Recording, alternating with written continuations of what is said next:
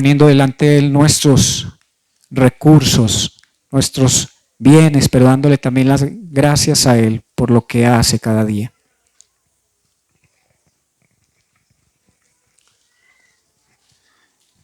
Bueno, hermanos, como es de cada semana, vamos a disponer nuestro corazón para bendecir al Señor, alabarlo a través de nuestros diezmos y ofrendas. Padre, pongo en tus manos, Señor, a cada hermano que hay acá en esta iglesia, Señor, a cada hogar, Señor, que hay representado en cada uno de nosotros, Señor. Bendice nuestros hogares, Señor, nuestros hijos, nuestras familias, Señor, nuestra economía. Te pedimos, Padre, que nos ayudes, nos fortalezcas en nuestras dificultades, Señor, tal vez económicas, de salud, de desánimo, Señor, de dificultades, Señor, que se puedan presentar en nuestras vidas y en nuestros hogares, con nuestras familias, Señor. Ayúdanos, Padre, y que pongamos, Señor, nuestra mirada, Señor, y nuestra esperanza en ti, Señor, porque tú, Señor, prometes que nos ayudarás, Señor.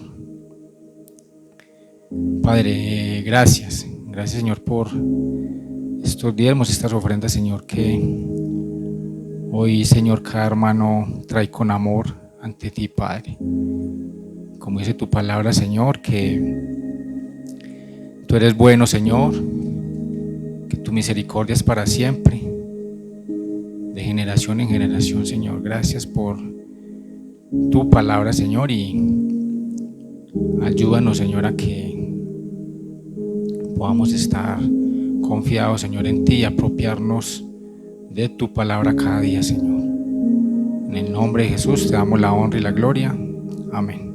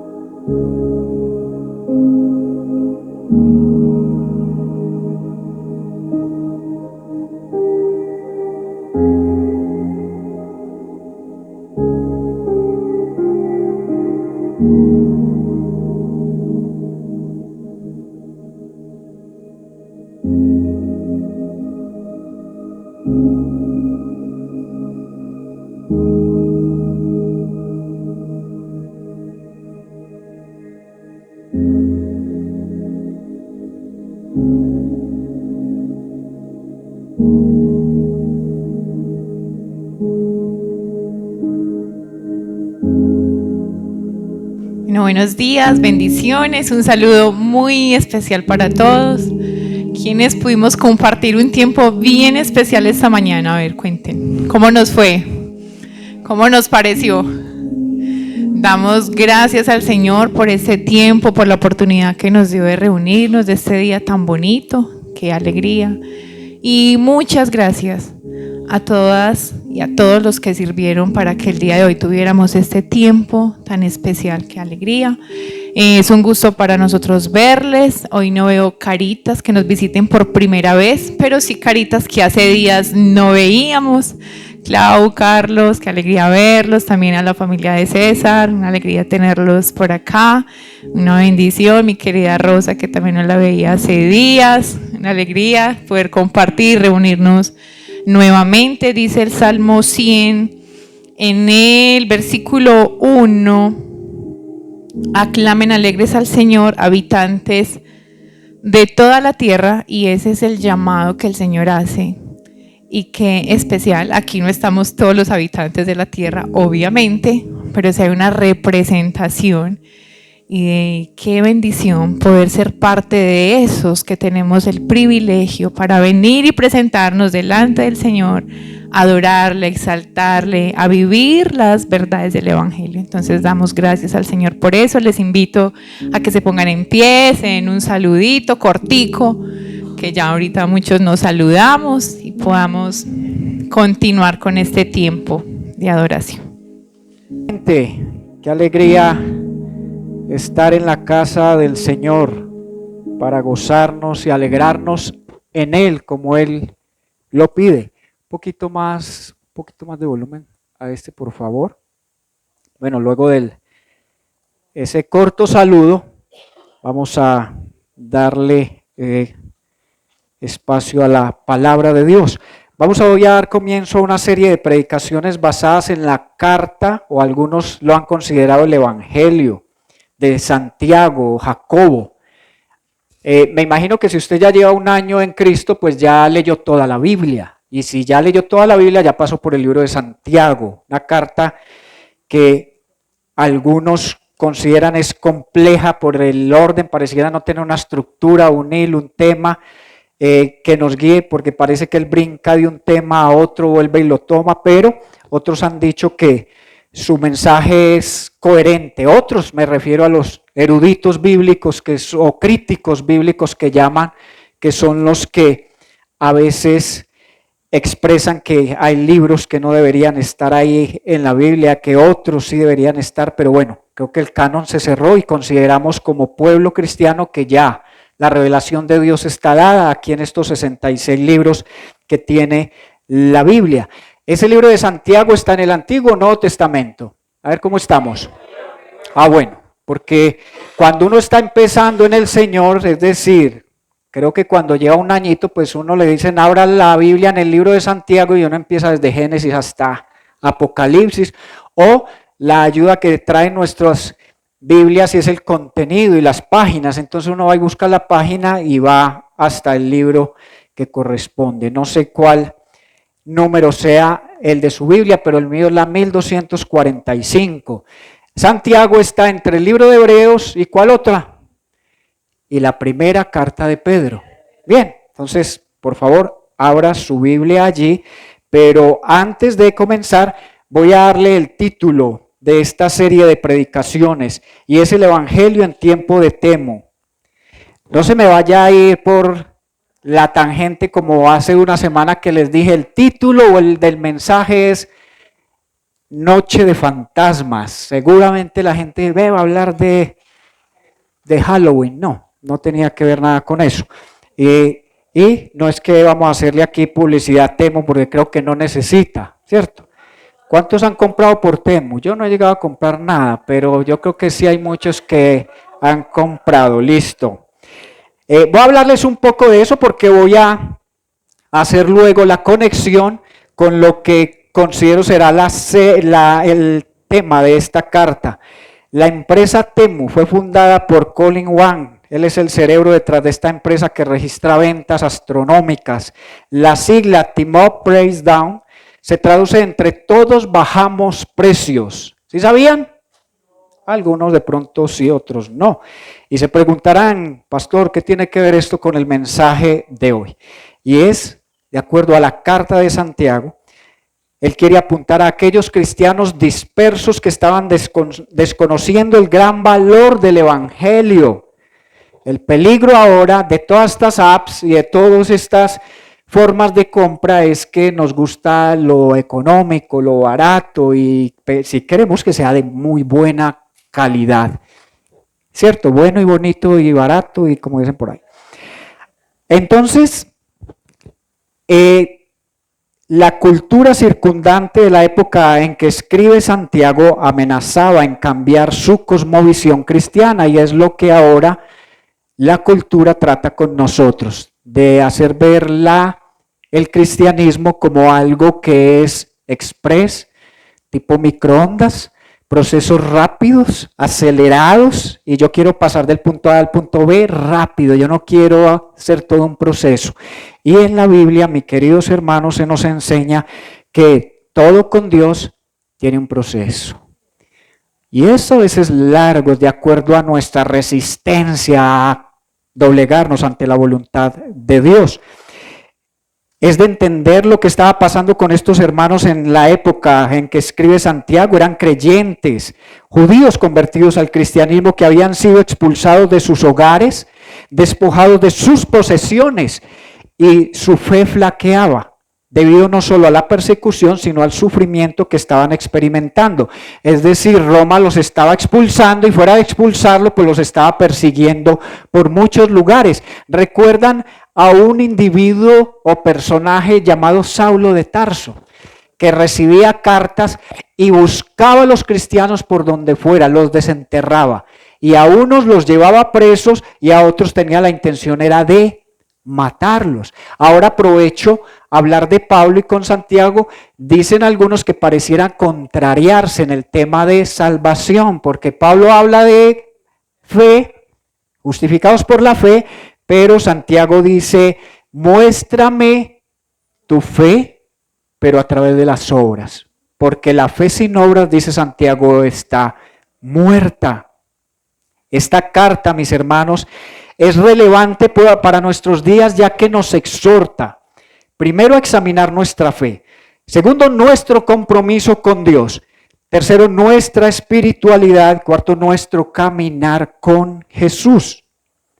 Ahora a muchas cosas se les llama espiritualidad, y hace unas enseñanzas atrás preguntábamos, ¿quién es Jesús para usted? ¿Ya resolvió esa pregunta? Porque si resuelve quién es Jesús para usted, va a ir poco a poco entendiendo la pregunta que había hecho anteriormente también en una predicación. ¿Quién es usted? ¿Quién es usted verdaderamente? Porque ese carácter se refleja, como decía el intelectual C.S. Lewis, el carácter es lo que usted hace cuando nadie lo está observando. Ese es realmente usted. Usted puede decir muchas cosas de usted, pero cuando está allí en la soledad, haciendo lo que está haciendo, eso es realmente quién es usted. Ahora vamos, por favor, a esta carta, o si ya la abrió, si no también aquí se la vamos a proyectar. Voy a pedir audiovisuales que algunos días no proyecte para que usted se vea obligado a traer la Biblia. Ojalá tenga una Biblia en físico. ¿Por qué? Porque estos dispositivos reciben continuamente mensajes de WhatsApp y de Gmail y de todo, y de X y de TikTok, entonces uno se va como distrayendo. En estos días empezamos una reunión de hombres y nos comprometimos a no vivir distraídos. Es increíble uno cómo ve cómo el cerebro se está adaptando para que la gente aprenda a ver un video, a escribir mientras va por la calle caminando. Algunos se han ido a los huecos, otros saben hacerle el quite, pero cuando ya uno ve a una persona montado en su vehículo chateando, uno dice, uy, qué peligro. ¿Cómo quitas la mirada del frente y si se atraviesa un niño, en 2 segundos le pasaste el carro por encima y lo mataste? Entonces, esta es una época de mucha distracción y necesitamos concentrarnos en lo que estamos haciendo para que esto pueda tener un efecto en nuestros corazones. Amados hermanos, pongámonos de pie, por favor, y vamos a leer la palabra de Dios. Dice, verso 1, Santiago, siervo de Dios y del Señor Jesucristo, a las 12 tribus que están en la dispersión, saludos. Tengan por sumo gozo, hermanos míos, cuando se hallen en diversas pruebas, sabiendo que la prueba de su fe produce paciencia, y que la paciencia tenga su perfecto resultado, para que sean perfectos y completos, sin que nada les falte. Y si a alguno de ustedes le falta sabiduría, que se la pida a Dios, quien da a todos abundantemente y sin reproche, y le será dada. Pero pida con fe, sin dudar, porque el que duda es semejante a la ola del mar, impulsada por el viento y echada de una parte a otra. No piense, pues, ese hombre que recibirá cosa alguna del Señor, siendo hombre de doble ánimo, inestable en todos sus caminos, pero que el hermano de condición humilde se gloríe en su alta posición, y el rico en su humillación, pues él pasará como la flor de la hierba, porque el sol sale con calor abrasador y seca la hierba, y su flor se cae, y la hermosura de su apariencia perece. Así también se marchitará el rico en medio de sus empresas. Bienaventurado el hombre que persevera bajo la prueba, porque una vez que ha sido aprobado, recibirá la corona de la vida que el Señor ha prometido a los que lo aman. Que nadie diga, cuando es tentado, soy tentado por Dios, porque Dios no puede ser tentado por el mal y Él mismo no tienta a nadie, sino que cada uno es tentado cuando es llevado y seducido por su propia pasión. Después, cuando la pasión ha concebido, da a luz el pecado, y cuando el pecado es consumado, engendra la muerte. Amados hermanos míos, no se engañen. Toda buena dádiva y todo don perfecto viene de lo alto, desciende del Padre de las luces, con el cual no hay cambio ni sombra de variación. En el ejercicio de su voluntad, Él nos hizo nacer por la palabra de verdad, para que fuéramos las primicias de sus criaturas. Tomen asiento, por favor, y dejemos que esta palabra baje de la mente al corazón.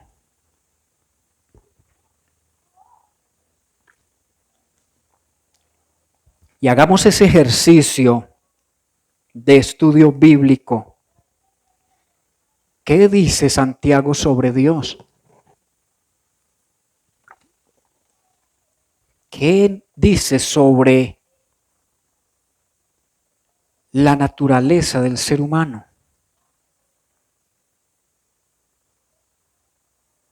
¿Qué dice de su propósito?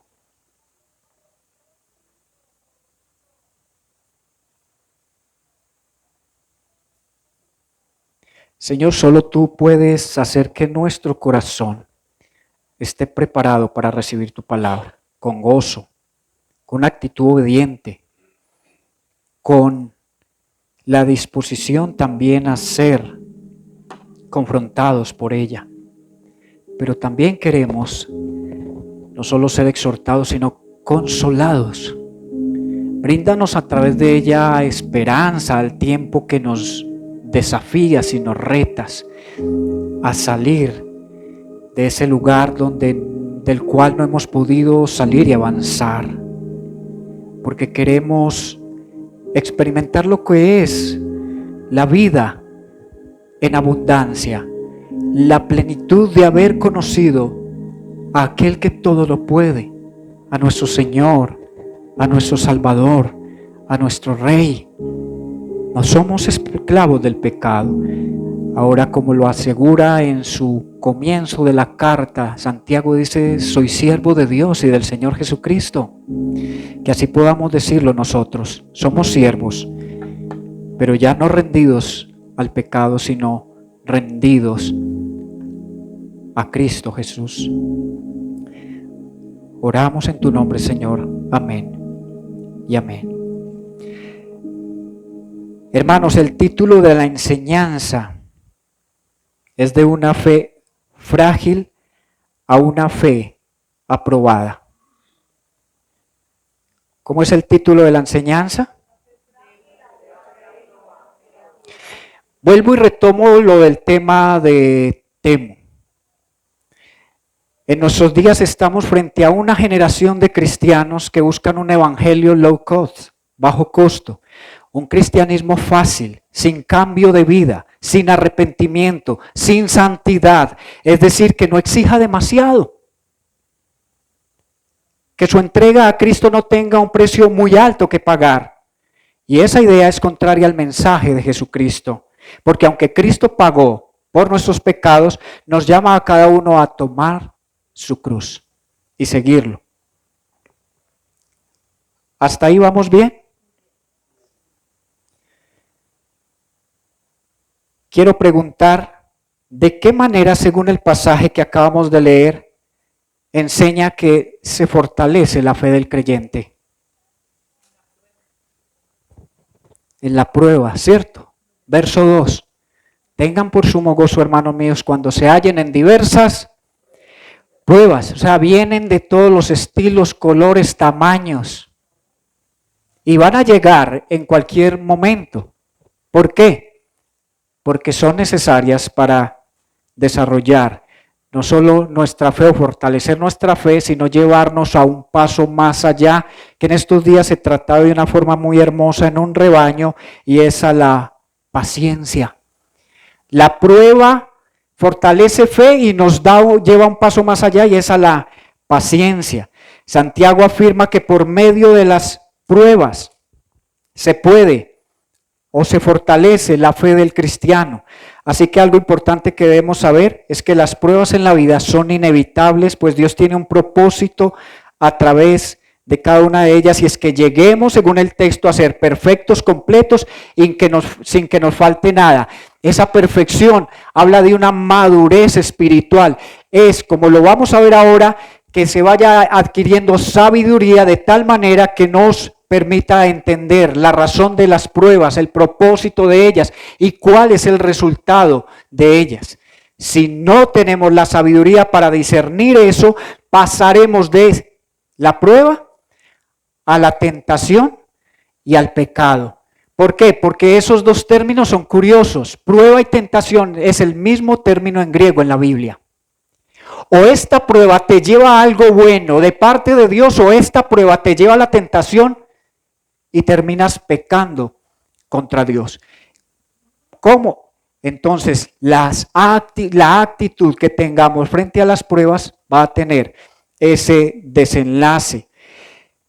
Quiero preguntarles, ¿qué es lo que usted acostumbra a decirle a alguien que está pasando un mal momento en su vida? Hablemos, por favor. Recuerda que Dios te ama. Tenga fe. ¿Qué más le decimos? Todo tiene un propósito. Dios está en control de todo. ¿Eso ha ayudado a la persona a la que usted le ha dicho eso? ¿Usted también le ha dicho, venga, yo oro por usted? Muy bien, eso es lo que comúnmente hacemos ante eso. ¿Por qué? Volvemos al punto, son importantes las pruebas, porque la prueba revela la calidad de nuestra fe. Ellas revelan qué hay en nuestro corazón. Nos permiten saber si nuestra confianza está plenamente puesta en Dios o en otras cosas. Cada prueba revela si amamos a Dios verdaderamente con el corazón, con el alma, con las fuerzas. Y si verdaderamente confiamos en su carácter, en lo que Él ha dicho o revelado en su palabra. Revelan estas pruebas si confiamos en su providencia, en su provisión, en su protección, en su plan, en su soberanía, en su sabiduría y en su amor por nosotros. Ahora repetíamos muchas canciones que hablan de su fidelidad y de su cuidado y de su amor. ¿Es esto cierto? ¿Lo consideramos verdad cuando estamos pasando por una situación compleja? Podemos pedir sabiduría, dice Santiago, para sobrellevar las crisis de la vida, ya que las pruebas lo que van a hacer con nuestra fe es estirarla y estirarla como una banda elástica. Y la idea es que no se reviente, sino que se expanda lo que más pueda hasta que esa fe sea aprobada. Las pruebas exponen los ídolos que hay en nuestro corazón, ídolos como el control, la autosuficiencia y muchos pecados más similares a los del tiempo de Santiago, como lo fueron la parcialidad o el elitismo, pecados de la lengua, las peleas y la mundanalidad en esta comunidad. Vivimos adversidades las cuales pueden llegar a ser tanto pruebas como tentaciones. En ambos casos se va a evidenciar que hay una necesidad de que esa fe sea purificada. No es suficiente con solo creer, sino que es necesario vivir de acuerdo a lo que creemos.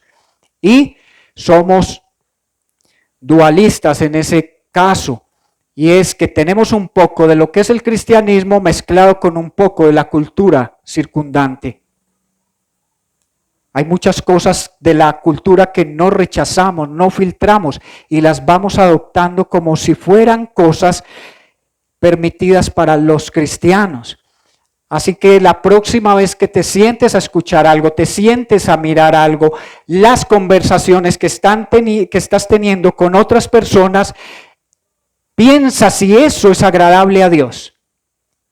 Si eso está fortaleciendo tu alma y tu espíritu y tu relación con Dios, o cada día esas conversaciones, eso que estás observando y que estás escuchando, que te estás permitiendo, cada vez está enfriando más tu corazón, está endureciendo tu corazón y en lugar de acercarte a Él te está alejando. Y eso es fácil notarlo cuando vamos dejando a Dios al lado, cuando sentimos que Dios no es tan importante, tan necesario. Por eso necesitamos predicar y predicarle a nuestros jóvenes antes de que lleguen.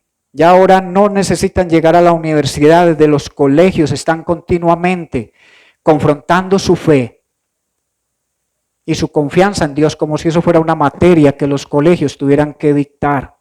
Sacar a Dios de los corazones de nuestros hijos.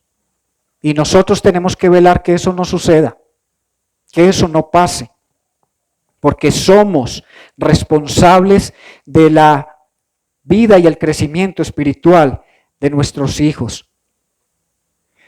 Además, lo que logra la prueba también es purificar nuestra fe por medio de un proceso.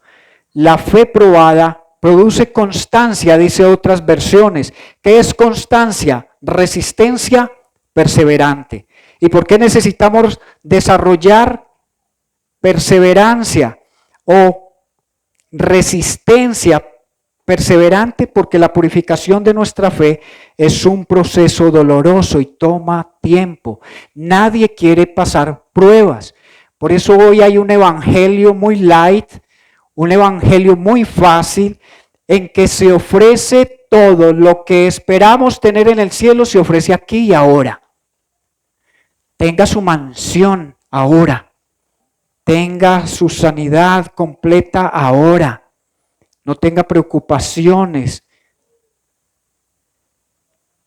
Y Pedro escribe algo similar a lo que acabamos de leer en la carta de Santiago. Allí en la primera de sus cartas, en el capítulo 1, versos 6 al 7, Pedro dice: esto es para ustedes motivo de alegría, a pesar de que hasta ahora han tenido que sufrir diversas pruebas por un tiempo. El oro, aunque perecedero, se acrisola al fuego. Así también la fe de ustedes, que vale mucho más que el oro, al ser acrisolada por las pruebas, demostrará que es digna de aprobación, gloria y honor cuando Jesucristo se revele. ¿Será que cuando Cristo regrese nuestra fe va a ser aprobada?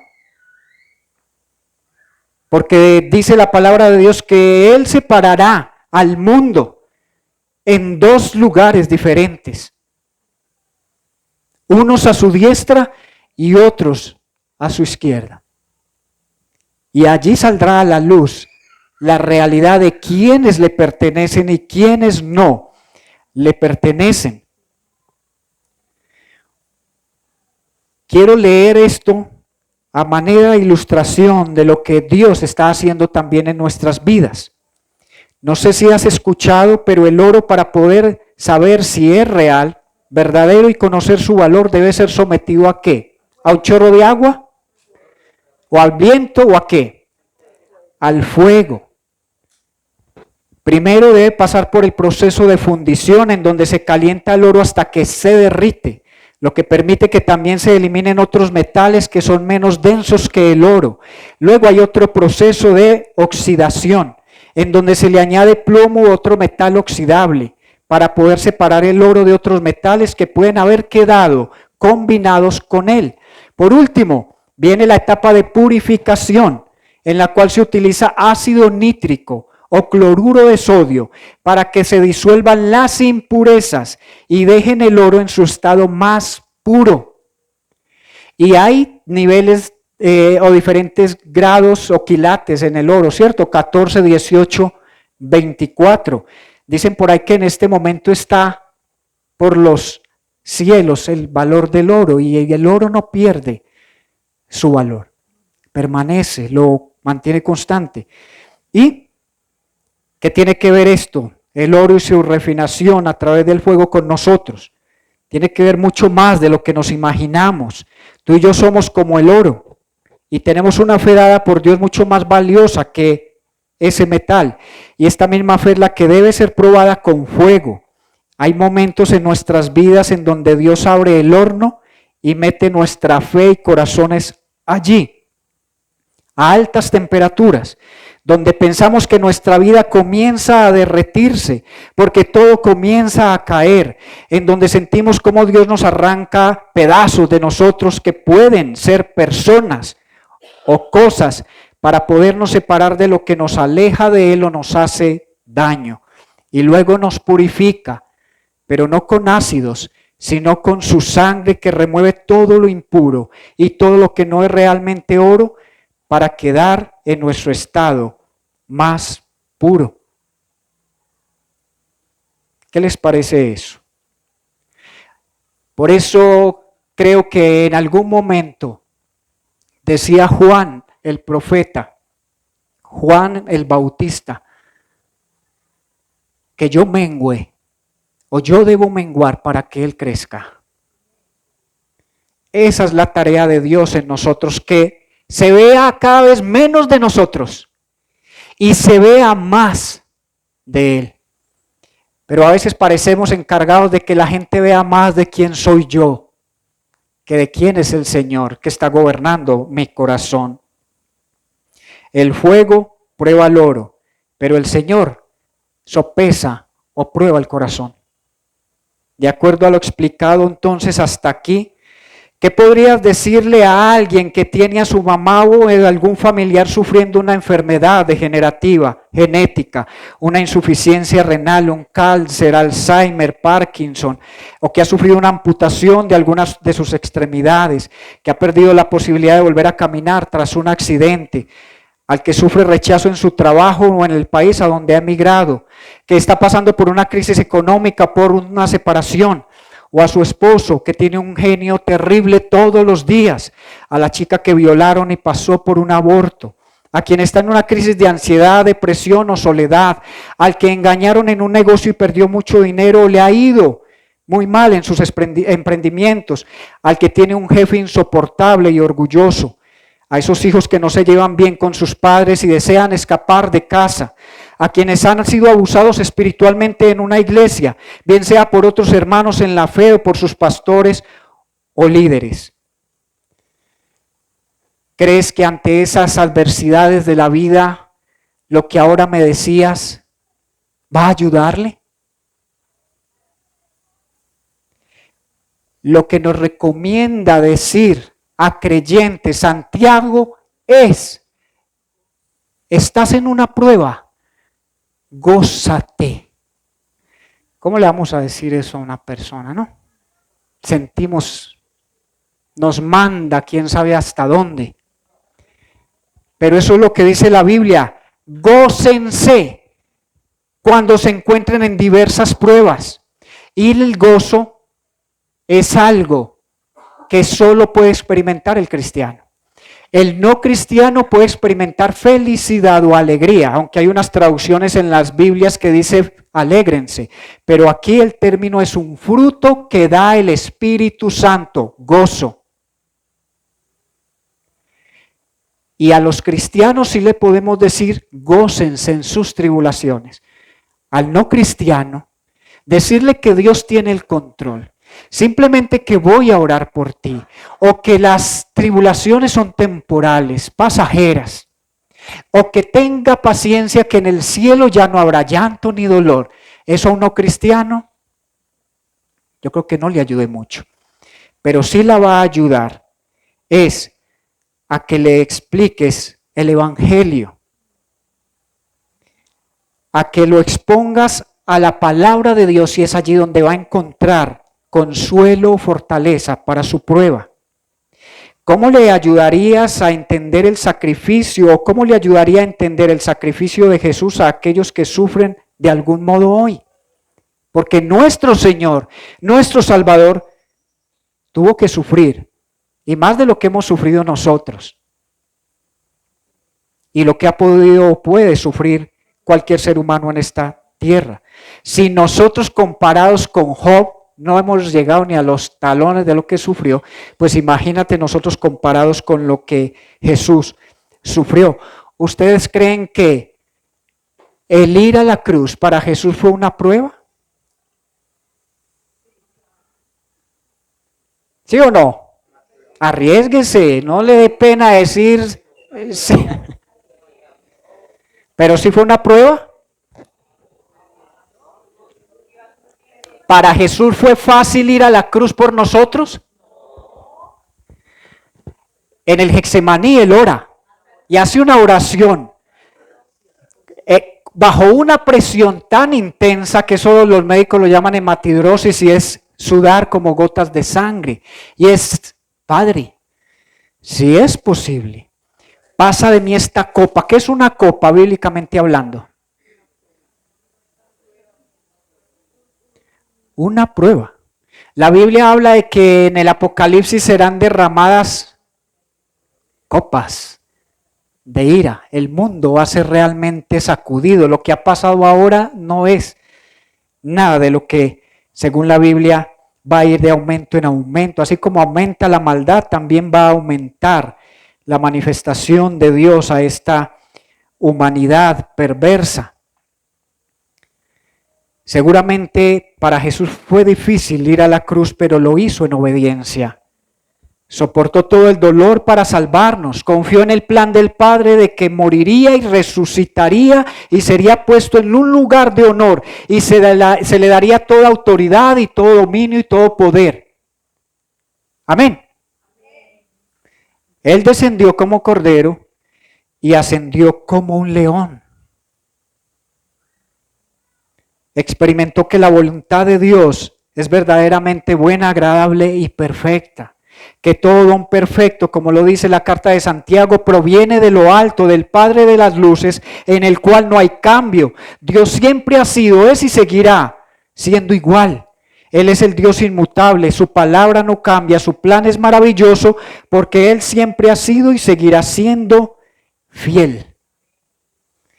Y en medio de nuestras pruebas se nos olvida que Dios ha sido fiel, que Dios cumple lo que promete, que Dios es bueno, que en medio de las pruebas se manifiesta su amor, su sabiduría, su santidad, su perfección. El ejemplo de Jesús nos permite saber que necesitamos resistencia para no desmayar mientras el calor de la prueba quita los ídolos del corazón. ¿Usted ya está al tanto de cuáles ídolos tiene en su corazón? ¿Qué cosas usted ama más que a Dios en este momento? Porque eso es una lucha constante en nosotros. Cuando viene la prueba, esa prueba saca en evidencia hacia dónde corremos cuando viene la dificultad. ¿A qué nos aferramos? ¿A qué nos entregamos? Necesitamos perseverancia para crecer en confianza en Dios y en devoción a Él en medio de la tribulación. Mire lo que expresa Zacarías allí en el Antiguo Testamento, en el capítulo 13, verso 9. Capítulo 13, 9. A este último grupo lo pasaré por el fuego y los haré puros. Los refinaré como se refina la plata y los purificaré como se purifica el oro. Una escritora cristiana tuvo la oportunidad de ir a un taller de un platero o de un orfebre y estaba trabajando elementos de plata.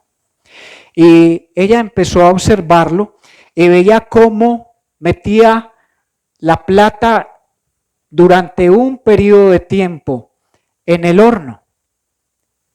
Y le preguntaba cuánto tiempo era necesario que la plata estuviera ahí. Y él decía, lo necesario para que le salgan todas las impurezas, similar al oro, hasta que no haya impurezas. Y preguntaba a la escritora allí en ese taller, ¿y siempre tienes que estar observándolo?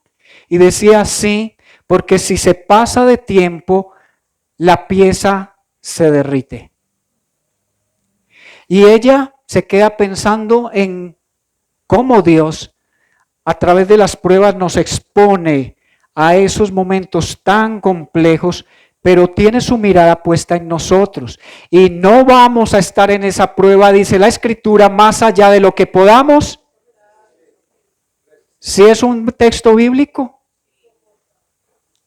no nos va a exponer a esa prueba más de lo que podamos soportar. Hay personas con una fe admirable, una fe que resiste más pruebas de las que nosotros hemos podido vivir. Y pregunta ella, ¿y cómo sabe usted cuál es el momento donde debe retirar esa pieza del fuego para que no termine derritiéndonos? Ella dice, y le dice el orfebre, cuando mi imagen se refleje en esa joya.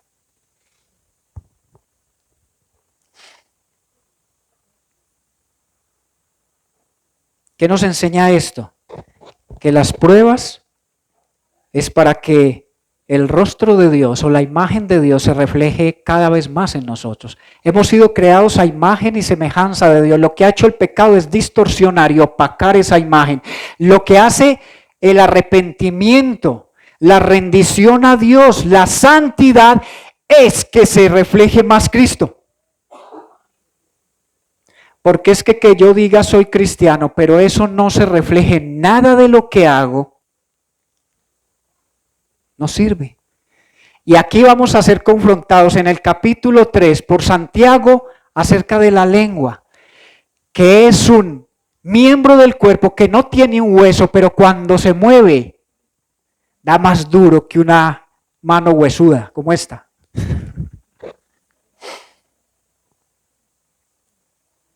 Ahora vamos al segundo punto. Si está tomando nota, el primero, las pruebas y nuestra actitud frente a ellas. El segundo, el resultado de la prueba. El propósito final de las pruebas es la madurez y la plenitud espiritual.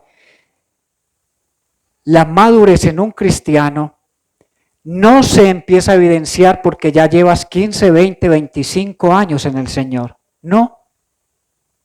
Va de acuerdo a lo quebrantados que hemos sido durante toda esta época. ¿Le gusta a usted leer libros sobre quebrantamiento, rendición? Hay por ahí una serie, creo que son 3, de Nancy Leigh DeMoss.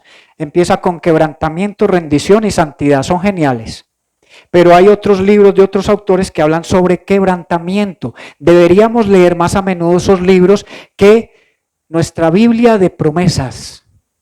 Porque nos encantan las Biblias ya con las promesas resaltadas y no leemos sino promesas y promesas y promesas. No, hay que leer cómo Dios nos quiebra y nos parte en pedazos y vuelve y toma esas piezas y nos hace nuevos. No es como esta técnica que se volvió popular ahora, no sé si es en Oriente. Quebrar piezas, jarrones, volverlas a armar y por las grietas ponerle oro. Y ya los cristianos están poniendo esos ejemplos y decir, Dios une nuestras grietas con oro. Y celebra nuestras imperfecciones. No, Dios nos quiere hacer totalmente nuevos. El que está en Cristo, una nueva criatura es. Nos parte, pero para hacernos nuevamente nuevos, no para armar las piezas. Una fe probada o aprobada es demostrada por el gozo, y ese gozo es el deleite como resultado de conocer a Dios por experiencia. Job pasó muchas pruebas y él pensó que él conocía muy bien a Dios y que su confianza estaba totalmente en Dios. A tal punto, recuerda qué es lo que hace Satanás. desafiar a Dios, desafiar su nombre y su honor, al decirle, Job es obediente, Job te reverencia, Job te ama, porque tú le has acercado todo y no has impedido que nada le dañe. Has protegido sus bienes, sus animales, sus siervos, has prometido a sus hijos, has cuidado su cuerpo, su salud. Empieza a quitarle todo eso para que veas que el ser humano solo te obedece cuando se siente que tiene todo eso. Cuando empieza a perderlo, empezará a renegar contra ti. Él dijo, pues bueno, vamos a hacerlo. Y empieza Dios a permitir que él vaya perdiendo una cosa tras otra. Hasta que lo ataca, parece ser una sarna, una enfermedad cutánea, donde nadie podía acercársele y queda completamente solo. Pero dice, aún ante el consejo sabio de su esposa, reniega contra Dios y muérete. Imagínate con una esposa así en una crisis de esas. Y no sé, eso es un dilema que hay que preguntarlo cuando estemos en la presencia del Señor. ¿Cómo le dejó esa esposa? Le quitó sus hijos, le quitó a sus siervos y a esa mujer la mantuvo porque creo que la presión que tenía Job no había llegado al sumo. Necesitaba una esposa que le dijera, ¿qué tenía que hacer? Reniegue contra Dios y muérase. Y él tiene esa conversación con su esposa, pero termina de rodillas adorando a Dios, diciendo, Dios dio y Dios quitó, sea bendito su nombre para siempre. Las pruebas son un instrumento de Dios para conocerlo, para ser más como Él. Eso nos llevará a experimentar un deleite que durará para siempre. Viviremos una vida plena en Cristo y recibiremos la corona de la vida que Él ha prometido a los que le aman. Usted lee desde el capítulo 1 a Job y termina allí en el 42 y cuando toda la prueba ha pasado, y nos gusta la historia pero de todo lo que Él recibe, hoy el doble de posesiones, de hijos, y qué maravilla. Pero no nos gustaría pasar esa prueba. Nos gusta es la doble porción. La doble porción no solo de la unción, sino de lo material y de todo. Y nos gusta escuchar, no, es que si el diablo te quitó algo, te lo tiene que devolver 7 veces. Y si tú le das algo a Dios, te lo devuelve 100 veces. ¡Ay, qué maravilla! Pero Job dijo al final de su prueba, hasta ahora solo había oído de ti, pero ahora te he visto con mis propios ojos. Es decir, ahora sí te conozco porque te he experimentado personalmente, no por lo que otros me han dicho de ti, sino que yo, a través de esta prueba, he entendido quién eres tú y cuál es tu plan para tus hijos. Después de considerar y evaluar los resultados de las pruebas, considerémonos bienaventurados o dichosos cuando nos veamos enfrentados a ellas, ya que son un instrumento para que podamos saber o conocer cómo es el carácter de Dios. ¿Por qué Dios hace eso? ¿Por qué probarnos? ¿Por qué meternos en esas situaciones que parecen a veces tsunamis que vienen a nuestras vidas y desestabilizan todo? Porque Dios quiere que no sigamos considerando o creyendo que tenemos el control. Nunca hemos tenido el control. Y cuando intentamos tener el control de nuestras vidas, nuestra vida fue un fracaso. Nuestros matrimonios han sido tal vez fracasos. En los empleos es un fracaso. En los emprendimientos es un fracaso. Y pretendemos también asegurarnos la vida eterna, pensando que por medio de obras, de esfuerzos humanos podemos lograrlo, cuando nuestra vida sin Cristo no ha sido más que pérdida tras pérdida.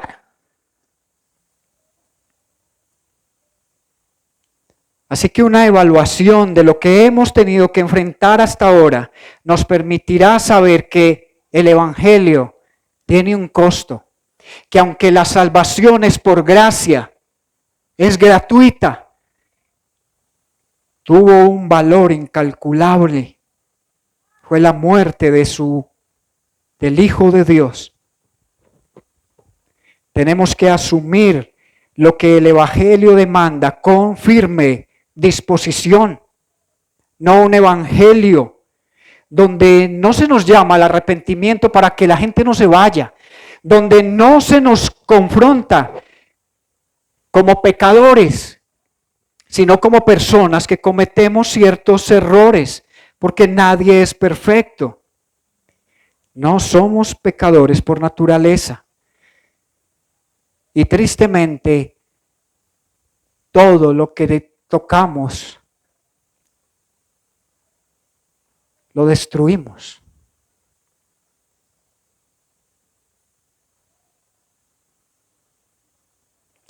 Warren Wiersbe escribió: nuestros valores determinan nuestras evaluaciones. Si le damos más valor al bienestar que al carácter, entonces las pruebas serán molestas y trataremos de evitarlas. Si le damos más valor a lo material que a lo espiritual, no podremos regocijarnos. Si vivimos solo para el presente y olvidamos lo eterno, las pruebas nos amargarán más y no nos harán mejores.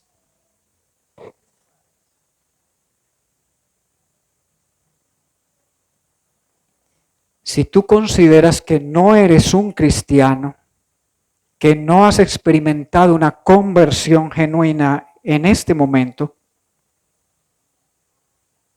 ¿te gustaría experimentar a Dios como tu mayor deleite? ¿Te gustaría conocerlo? Dios todos los días está hablando. El problema es la distracción. Y no hablo de que sean malas las redes sociales, bien usadas son buenas, porque ahí se está predicando el Evangelio. Pero si lo que estamos viendo son videos, y perdóneme la expresión, estúpidos, que solo lo que hace es hacernos reír, y cuando dejamos de verlo nos causan depresión y ansiedad, que cuando se pierde el wifi o se acaba la batería del celular quisiéramos enloquecer. Eso no está contribuyendo en nada a nuestras vidas. Eso lo que está haciendo es ponernos cada vez más al borde del infierno, porque está causando más depresiones y más desesperaciones y ansiedades que en otros tiempos. A veces lo último que tenemos en la mano no es un celular y es lo primero que cogemos en la mañana, como si nuestra vida dependiera de eso. No pude indagar más, así que no lo vaya a tomar en serio para que no vayan a decir, uy, pastor salió allá con una cosa muy extraña. Voy a buscarlo más, pero hay un término en el hebreo que suena similar a temo. Y el significado es entregados. En el contexto bíblico se refiere a personas al servicio del Señor entregados, o más bien entregados al servicio del templo. Pero lo que las pantallas a veces quieren es que entreguemos todo nuestro tiempo, que todo nuestro interés esté enfocado solo en ellas. Y por eso cuando llegamos a cualquier lugar preguntamos, ¿cuál es la contraseña? Esto aquí tiene wifi. ¿Cuál es la contraseña?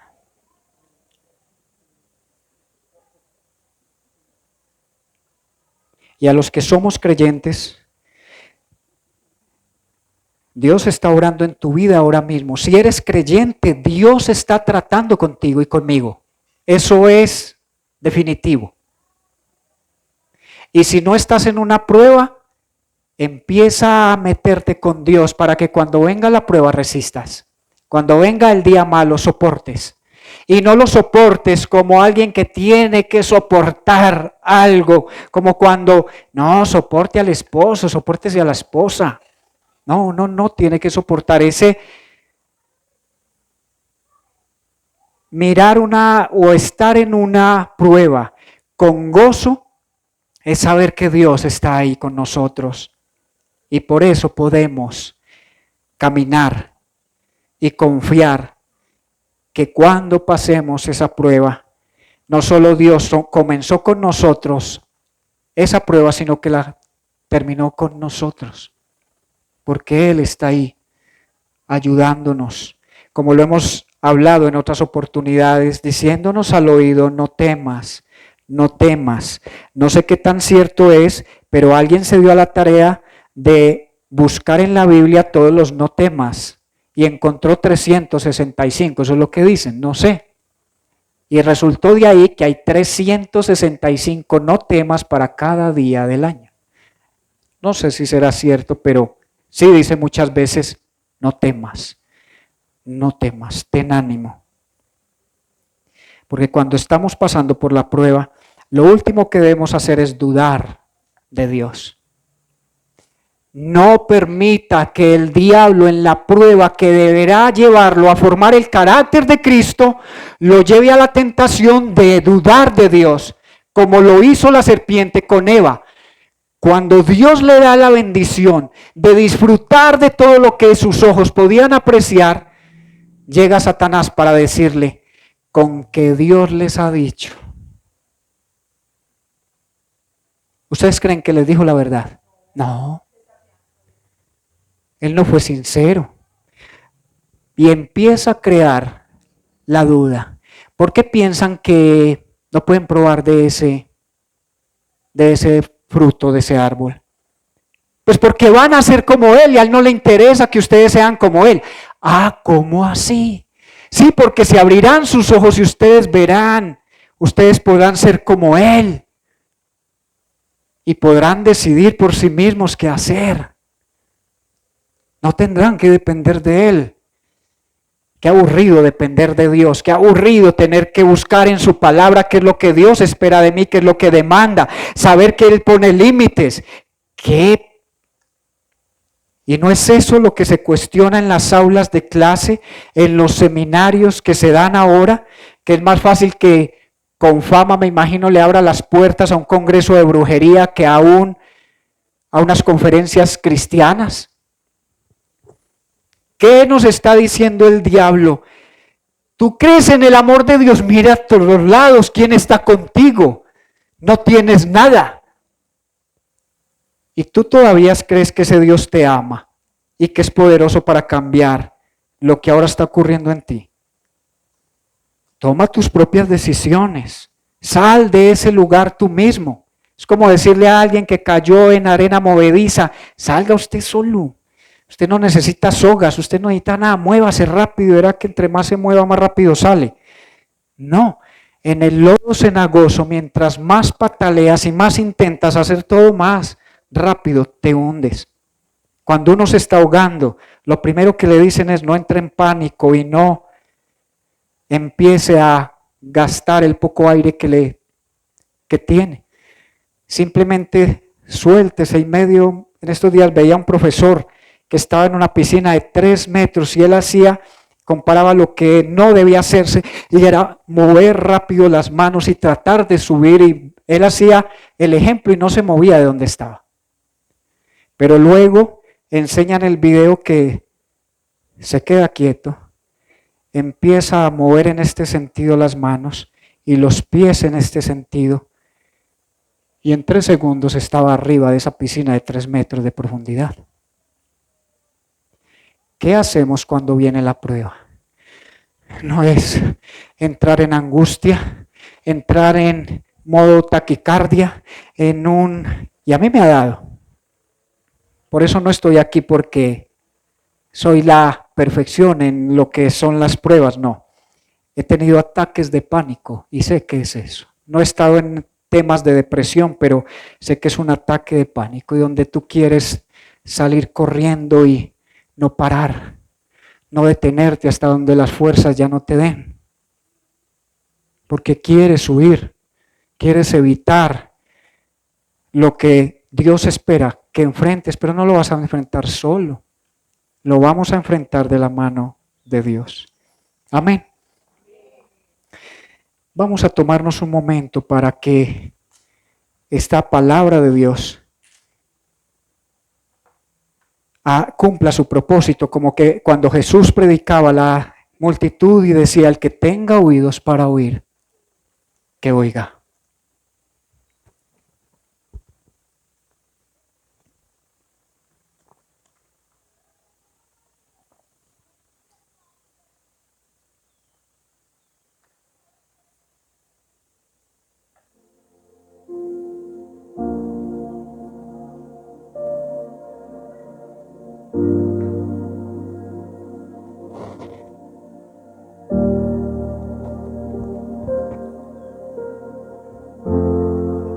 Ahora en el Salmo 100, el salmista nos recordaba: sepan. O sería bueno una afirmación de: ustedes saben, el Señor es Dios. Él nos hizo y no nosotros a nosotros mismos. Este es el Salmo 100, pero en el Salmo 19 ya hay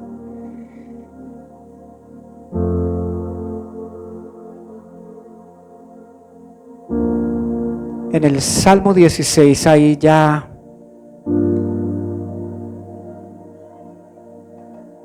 ideas en el corazón del hombre de que no hay Dios. Dice el necio en su corazón: no hay Dios. Y cuando desconocemos que hay un creador y que Él nos hizo y sabe qué es lo que necesitamos, y que cuando Él nos mete en la prueba también nos ayudará a salir victoriosos de ella, descansamos, confiamos. Él no nos va a destruir. Él no nos quiere volver pedazos. Él esperaba que nuestra fe resista la prueba y que después de un tiempo, como creyentes, seamos aprobados. Y tal vez nuestra fe estará sumamente preparada para resistir la prueba que está por venir.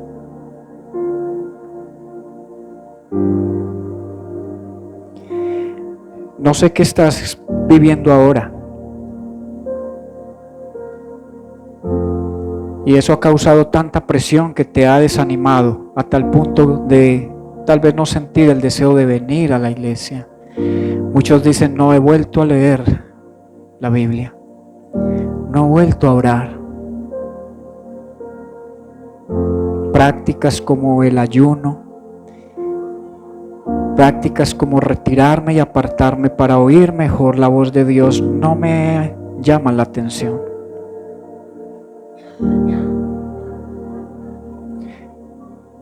Y lo preocupante de esto es que cuando nos alejamos de Él empezamos a escuchar aquello que no nos va a ayudar a salir de ahí, porque la cultura de este mundo nos quiere hundir en la desesperación. Quiere quitar la esperanza que tenemos a los que confiamos en Dios. Dice el salmista: el gozo del Señor es nuestra fortaleza. Así que, Señor, yo pido para esta iglesia el fruto de tu Espíritu. Amor, primero hacia ti, porque ahí empieza todo, con el amor a ti.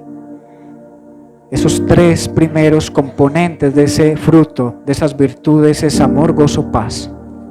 Señor, yo oro por tu gozo en medio de nosotros.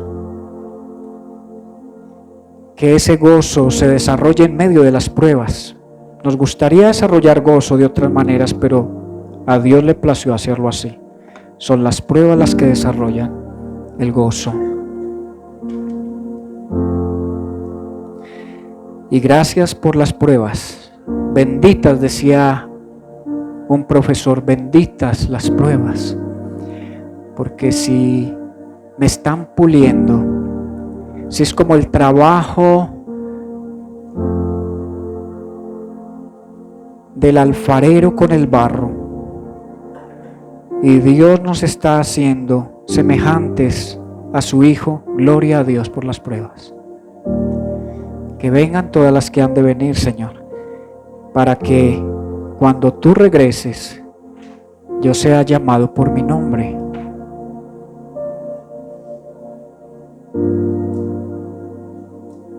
Oro por aquellos, Señor, que todavía no han entregado sus vidas a ti. Señor, que tu misericordia ponga las circunstancias necesarias para que esos corazones sean quebrantados. Humíllales para que puedan venir desesperadamente a ti. Perdona sus pecados. Permíteles experimentar lo maravilloso que es ser habitado por el Espíritu de Dios, que nos lleva a toda verdad, a esa verdad que nos hace libres, libres de prejuicios, libres de las mentiras que hay ya tan arraigadas en nuestra mente. Señor, libera nuestros corazones de esa idolatría y que nuestro corazón sea por fin gobernado por ti. Y que no se aplique esa frase para nosotros: este pueblo de labios me honra, sino que diga: este pueblo me adora sinceramente porque su corazón está cerca de mí. Póngase de pie, por favor. Vamos a terminar adorando a Dios. O por encima del sol, más bien, nos recuerde que cuando pasamos por situaciones, hay otros hermanos alrededor del mundo que están viviendo tal vez pruebas similares o mucho más difíciles que nosotros, pero que Dios tiene un plan y que esto no se trata de solo de mí, sino que se trata del reino de Dios. Amén.